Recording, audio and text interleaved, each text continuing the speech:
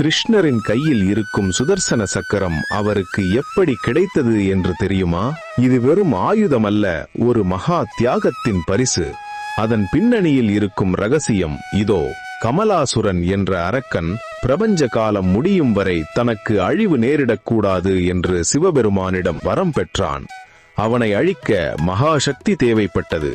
அதற்காக மகாவிஷ்ணு தினமும் 1000 தாமரை மலர்களை கொண்டு சிவனை நோக்கி கடும் தவம் இருந்தார். விஷ்ணுவின் பக்தியை சோதிக்க சிவபெருமான் ஒரு மலரை மறைத்து வைத்தார்.